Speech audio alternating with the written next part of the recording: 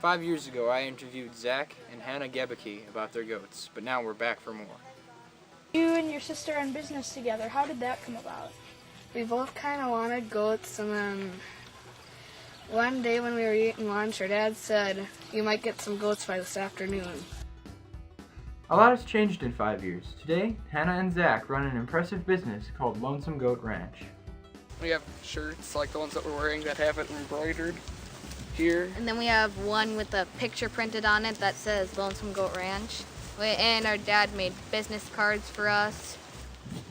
What's the most common way that you advertise? The majority is word of mouth because most of our business is done with our 4-H club and other 4-H clubs. Zach says they check the internet regularly to determine prices for their animals. For like billies and stuff, if we sell billies, well, those are pretty much general $200 if they're what the customer wants. And then if we sell breeding nannies and 4-H ones, like this year it was $125 a piece, and because that was the market. Zach and Hannah feed the goats a ration of cracked corn or screenings, soybean meal, and goat mineral. We have salt blocks in there too, and they lick the salt block, which is obviously tastes good to them, and it'll make them thirsty, so they'll drink water and don't get dehydrated. And the soybean meal and corn, that's more for that's like their carbs for their energy, and the minerals for their nutrients to help keep their bones and bodies in good health. Goats need copper, and for sheep, copper is deadly, poisonous. If they eat too much of it, they'll die or they'll get sick and die. So that's one misconception that people have is that they think if you have goats and sheep, you can just feed them the same thing. Zach and Hannah also understand the importance of improving the herd and traveled a long way to get their 2-year-old Billy Romeo.